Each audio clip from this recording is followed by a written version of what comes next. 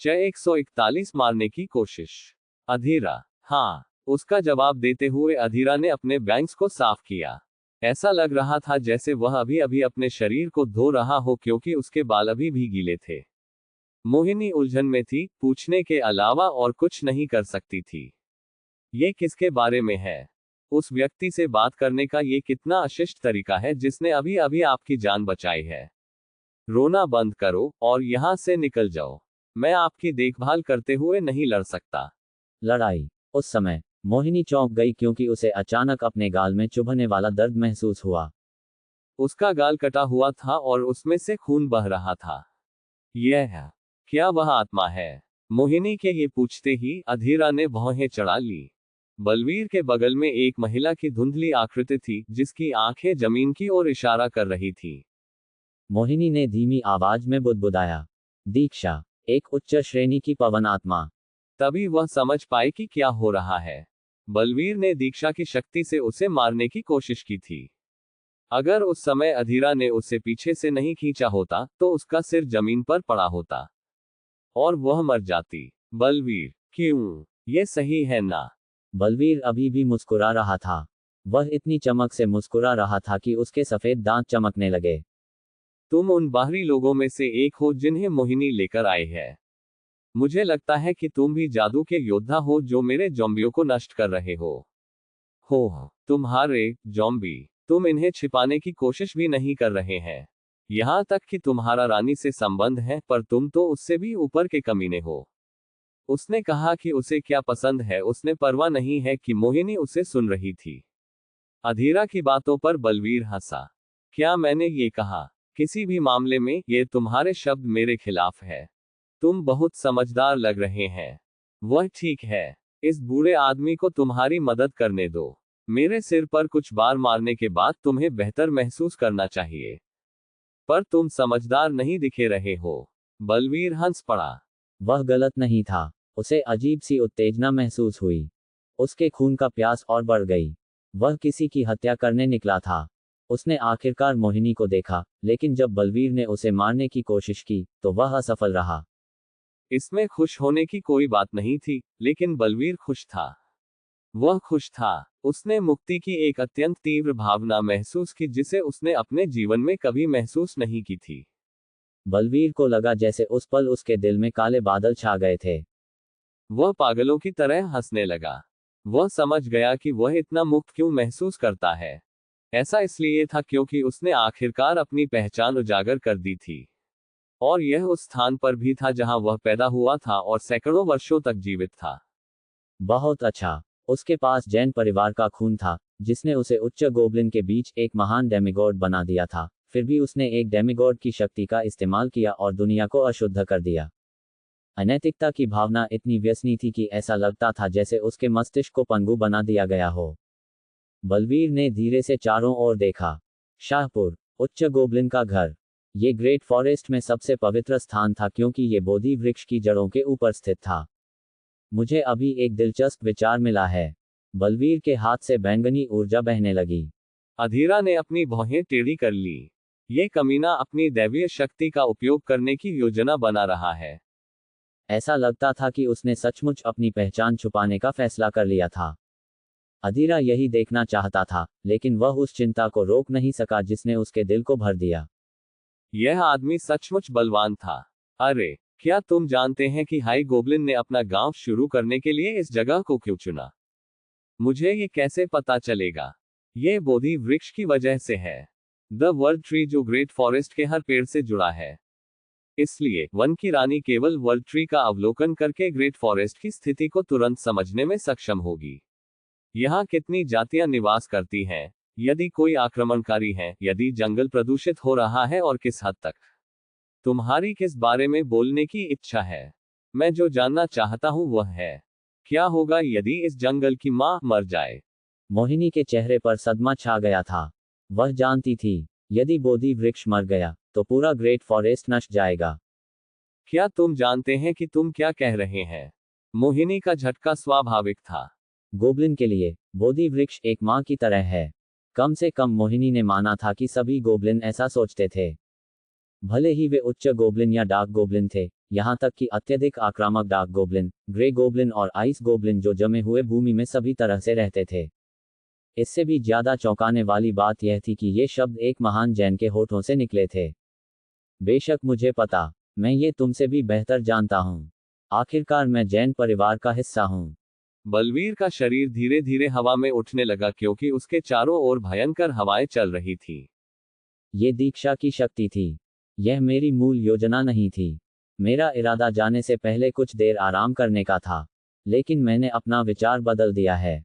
अमृता भी इस समय मुझसे दूर है, जिसका अर्थ है कि कोई बाधा नहीं है। मोहिनी, मेरी बात ध्यान से सुनो। फिर जो मैं कहूं वह मेरी बहन को सुना देना। जमीन में दरार पड़ने लगी और दरारों से जॉम्बी रेंगने लगे। मोहिनी के चेहरे से ठंडा पसीना टपकने लगा। उसका इकलौता भाई ग्रेट फॉरेस्ट को मृत्युलोक में बदल देगा। CH-142 मृत्यु की शक्ति। बलवीर की आंखों में एक क्रूर प्रकाश चमक उठा। मोहिन ने जॉम्बियों को देखा और उसने अपने होंठ काट लिए। ये जॉम्बी हमारे सामने आए लोगों की तुलना में बहुत मजबूत है। क्या गांव वाले उन्हें रोक पाएंगे? नहीं, यह अब सवाल नहीं था कि वे उन्हें रोक सकते हैं या नहीं। उन्हें रोकना ही पड़ा, भले ही उन्हें अपनी जान जोखिम में डालनी पड़े। क्या बकवास है? यहाँ कोई लाश नहीं है, तो तुम ज़ॉम्बी को कैसे बना सकते हो? अधीरा असमंजस में पूछे बिना नहीं रह सका। बलवीर हंसा। आप कुछ गलत समझ रहे हैं। मैं कालकेतु नहीं हूँ। मैं मृत्यु की शक्ति वाला एक देवदूत हूँ। मेरी तुलना एक साधारण कालकेतु से मत करो। बलवीर हंसा और फिर से मोहिनी की ओर मुड़ा। मैं इस तरह धीरे धीरे लोगों को मार डालूंगा। अगर मैं अपनी सारी शक्ति का उपयोग करता हूं, तो इसमें मुझे लगभग 1 सप्ताह लग जाएगा। तुम मुझे रोकने की पूरी कोशिश कर सकते हो। क्या तुम्हें लगता है कि हम तुम्हें जैसा चाहें वैसा करने देंगे? ये एक ऐसा प्रतिद्वंदी था जिसके खिलाफ उसे पूरी ताकत लगानी थी, जैसा उसने आर्यन के खिलाफ किया था।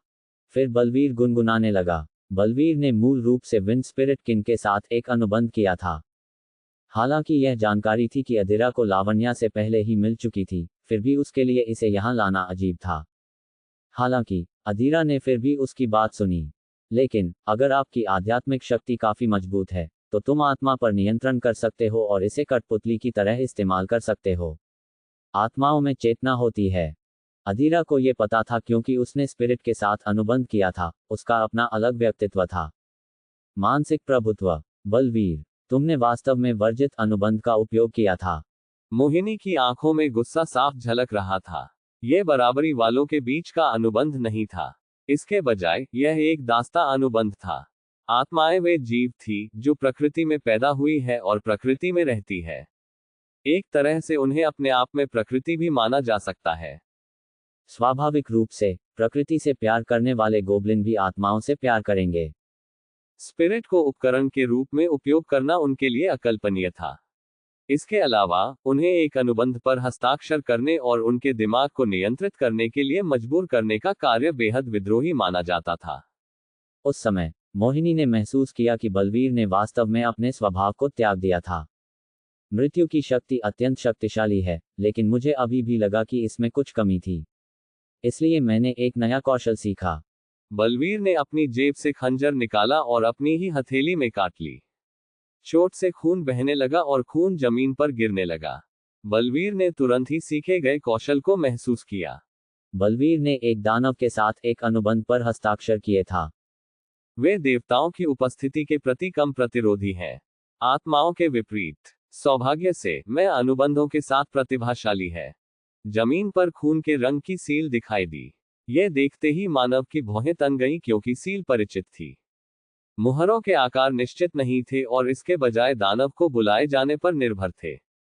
और मानव को पता था कि बलवीर अच्छी तरह से सील का उपयोग कर रहा था। क्या आप असुर को बुला रहे हो? बलवीर जम गया। उद्धरण चिन्ह ... ऐसा लगता है कि आप राक्षसों के बारे में कुछ जानते हैं। लेकिन जानने से कुछ नहीं बदलेगा। मानव ने अपने कर्मचारियों को नीचे कर दिया क्योंकि उसकी आंखों में एक अजीब सी रोशनी चमक रही थी। अगर बलवीर का इरादा उसे बुलाने का था, तो मानव उसे नहीं रोकेगा। यह एक अवसर हो सकता है। यही कारण है कि मैंने तुमसे कहा था कि मुझे उसे मारने दो। आधेरा स्पष्ट रूप से नाराज था, लेकिन मानव ने उसे अनदेखा कर दिया क्योंकि उसने अपने आसपास कई मरे हुए लोगों को देखा था। तभी उनकी नज़र मोहिनी पर पड़ी। ऐसा लग रहा था कि वह अंततः समझ गई थी कि वर्तमान स्थिति कितनी भयानक थी। बोलते हुए मानव ने उससे संपर्क किया। ये हम पर छोड़ दो। आपको रानी को इस स्थिति के बारे में बताने की आवश्यकता है।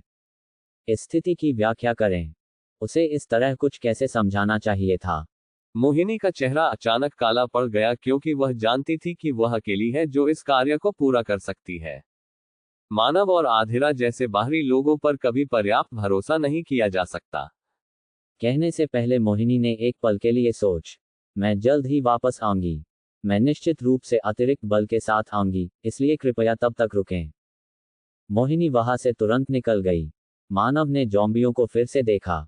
वे उन लोगों से ज्यादा मजबूत थे जिनका सामना उन्होंने जंगल के बाहर किया था, लेकिन वे ज्यादा खतरनाक नहीं थे। इतना झिझकना बंद करो। वे सिर्फ कमजोर कमीनों का एक समूह है। आधिरा दहाड़ा और सभी दिशाओं में अपनी मुट्ठी घुमाई। चाकू की मुट्ठी। उसने विस्तृत आक्रमण किया जिसने ज़ॉम्बियों को पाउडर में बदल दिया, लेकिन उसने जो प्रभाव देखा वह नहीं था जिसकी उसने अपेक्षा की थी। आधिरा की अभिव्यक्ति थोड़ी जम गई। ये लोग कठिन हैं। यदि ग्रेट फॉरेस्ट के बाहर मिले ज़ॉम्बी रेत थे, तो उनके सामने अब चट्टानें थीं। उन्हें पाउडर में बदलना तो दूर, उसके हमले उनमें से किसी को भी पूरी तरह नष्ट नहीं कर पाए थे। जब उनमें से कुछ ने खुद को फिर से जोड़ने की कोशिश की तो आधिरा गुस्से से दहाड़ा। ये खाओ, तुम कमीनो। आधिरा के शरीर से लाल हवा निकली, उन कंकालों को पीछे धकेलते हुए जो अपने टुकड़ों को उठाने की कोशिश कर रहे थे। धिक्कार है। इस बार प्रभाव बहुत अधिक स्पष्ट था क्योंकि कई कंकाल पाउडर में फट गए। ग्रेट जादूगरों की नोक से तेज रोशनी निकली क्योंकि मानव ने अपने द्वारा संग्रहित मंत्रों में से एक को खोल दिया। बर्फ के एक बड़े टुकड़े ने आसपास के कई कंकालों को तोड़ डाला। हालांकि मानव ने कभी भी बलवीर से अपनी आंखें नहीं हटाई। वह उसे देख रहा था क्योंकि वह सोच रहा था कि बलवीर कब समाप्त होगा, लेकिन बलवीर, जिसने महसूस किया कि वह जांच कर रहा था क्योंकि वह चिंतित था, जोर से हंसा। बहुत देर हो चुकी है। उसने चमकदार सम्मन चक्र पर एक और खून बहाया। खून जमीन में धंस गया, जिससे वह आपस में चिपक गए और विभिन्न आकार बन गए। वे लहूलुहान आंसू बहाने वाली नरक की खोई हुई आत्माएं थीं। इन आत्माओं ने एक साथ एक भयानक चीख निकाली। CH-143 असुर की आत्मा। मानव मदद नहीं कर सकता था लेकिन सोचता था कि वे भाग्यशाली थे कि मोहिनी पहले ही जा चुकी थी। ऐसा इसलिए था क्योंकि पर्याप्त दृढ़ इच्छाशक्ति के बिना कोई भी उस भयानक चीख को सुनकर पागल हो जाएगा। ऐसा लग रहा था कि पेड़ों के माध्यम से एक अशुभ हवा चल रही है, जिससे खोई हुई आत्माओं की चीखें बंद हो गई हैं। एक दानव धीरे धीरे सम्मन चक्र से जमीन पर उठा। पहली चीज जो दिखाई दी वह 2 सिर थे। फिर पेड़ों से भी मोटी भुजाएं एक के बाद एक दिखाई देने लगीं। दानव की 6 ऐसी भुजाएं थीं, जिनमें से प्रत्येक में एक अलग हथियार था। असुर। यह वह समय था जब दानव दुनिया के 6 जनरल जादूगारों में से एक इस बार फिर महाद्वीप पर प्रकट हुआ है। वह इतना बड़ा था कि उसे देखने से ही दम घुटने लगता था। आधिरा, जिसने अभी अभी एक कंकाल का सिर फोड़ दिया था। यह आदमी उन उच्च श्रेणी के राक्षसों से कहीं अधिक मजबूत है जिनका मैंने पहले सामना किया था। यह सही है, हालांकि मैं उन्हें सही हालत में बुला नहीं पाया। हालांकि बलवीर ने यह कहा, लेकिन उनके चेहरे पर संतोष साफ झलक रहा था। सम्मन विधि के बारे में जानने के बाद से उसे केवल 3 साल हुए थे, लेकिन जनरल को बुलाने में सक्षम होना उसकी प्रतिभा का स्पष्ट प्रमाण था। उसकी मुस्कान और भी सुकून भरी हो गई। यह असुर है। भले ही सम्मन सही नहीं था, फिर भी वह इतना मजबूत है कि आसानी से आप दोनों से छुटकारा पा सकता है। आप क्या सोचते हैं? क्या आपको नहीं लगता कि वह विंड स्पिरिट किंग का प्रतिस्थापन है? मानव और आधिरा दोनों ने जवाब नहीं दिया। वे जरूर घबरा गए होंगे। बलवीर ने अपनी बाहें फैलाते हुए असुर की हंसी उड़ाई। असुर तुरंत नहीं हिला और इसके बजाय अपने परिवेश का निरीक्षण किया। उसने आसपास के जंगल, जलधारा और बोधि वृक्ष को देखा जो आकाश में ऊंचा फैला हुआ था। उनकी निगाह में थोड़ी बेचैनी थी। क्या ये गोब्लिन की भूमि है? मुझे ऐसे स्थान पर बुलाने के लिए? तुम्हें अपने दिमाग से बाहर होना चाहिए। तुमने क्या कहा? आपके शब्द छोटे हैं। थोड़ा अधिक विनम्र बनो। क्या जैसे ही उसने ये कहा, असुर ने बलवीर की ओर देखने के लिए अपनी आंखें घुमाई। बलवीर, जो बोलने वाला था, उसके दिल में एक अविश्वसनीय दबाव महसूस हुआ और उसे कुछ कदम पीछे हटने के लिए मजबूर होना पड़ा। अगर यह आपकी प्रतिभा के लिए नहीं होता, तो मैं आप जैसे युवा के साथ अनुबंध पर हस्ताक्षर नहीं करता। हालांकि उनके शब्द अपमानजनक थे, बलवीर ने उनका खंडन करने की हिम्मत नहीं की। उसकी पीठ पसीने से भीगी हुई थी। लेकिन मेरी छुट्टी हुए काफी समय हो गया है, इसलिए बहुत अच्छा लगता है। हालांकि यह गोब्लिन की भूमि नहीं होती तो बेहतर होता। उसे अपनी भूख में हलचल महसूस हुई। असुर के अलग अलग चेहरे क्रमशः मानव और आदिरा की ओर मुड़े। जैसे ही वह अपनी टकटकी से मिला, आदिरा ने महसूस किया कि उसका दिल अवचेतन रूप से धड़क रहा था, और तुरंत उसका गर्व भड़क उठा। तुम किससे डरते हो, आदिरा? परिचित टकटकी से मानव और भी चौंक गया। वैसे भी, एक अनुबंध है। क्या मुझे इन दोनों मनुष्यों को मार देना चाहिए? ठीक है, बलवीर ने पीला चेहरा दिखाते हुए जवाब दिया। मानव ने असुर से संपर्क किया। फिर उसने कहने से पहले उसके चेहरों को देखा। राक्षसों के जनरल और नर्क के शासक असुर। ये सही है, मानव। क्या आप अपने जीवन के लिए भीख मांगने का इरादा रखते हैं?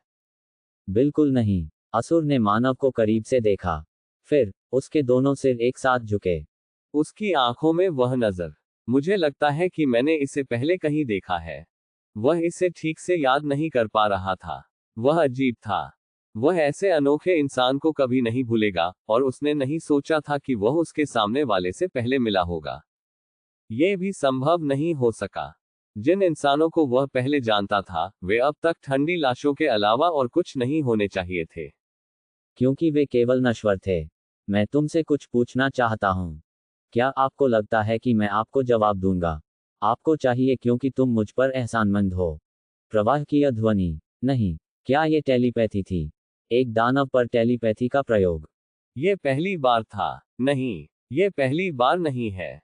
एक लड़का था जिसने बहुत समय पहले ऐसा ही किया था। असुर उन यादों को देखकर भौचक्का रह गया जिन्हें वह पूरी तरह से याद नहीं कर सका। मेरे शिष्टाचार को क्षमा करें, असुर। क्या यह उस समय था? असुर के आसपास का परिदृश्य अचानक बदल गया। ये हरे भरे जंगल से अंतहीन चीख पुकार से भरे एक उजाड़ नर्क में बदल गया। ये वध नर्क था, उसका अपना क्षेत्र। असुर ने महसूस किया कि यह उसका सोल स्पेस था। और वह आदमी अब भी उसके सामने शांति से खड़ा था। उसका रूप पहले से भिन्न था, पर असुर ने उस ओर कोई ध्यान नहीं दी। आप बहुत ही हास्यास्पद आदमी हैं। क्या आप समझते हैं कि आपने अभी क्या किया है? असुर का शरीर पहले से कई गुना बड़ा हो गया था। मानो वह अपने आकार से आकाश को भेदने की कोशिश कर रहा हो। उनके शरीर से निकलने वाली भयंकर आभा भी कई गुना प्रबल हो गई। ये स्वाभाविक था। जिस शरीर को महान वन में बुलाया गया था, वह अपनी वास्तविक शक्ति के एक हिस्से का ही उपयोग कर सकता था। हालांकि यह उनका असली रूप था। दानव दुनिया में वध नर्क के सच्चे सम्राट असुर के रूप में जाना जाने वाला दानव का असली सार। यह आपकी आत्मा अंतरिक्ष है। तेरी शक्ति से मेरे वजूद को मिटाना मुश्किल नहीं होगा।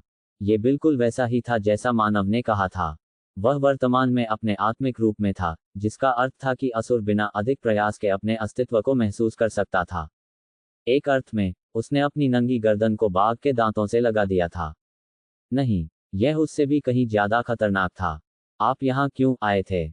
मैं तुम्हारे साथ चुपचाप बात करना चाहता था। सिर्फ इसलिए। असुर हंस पड़ा।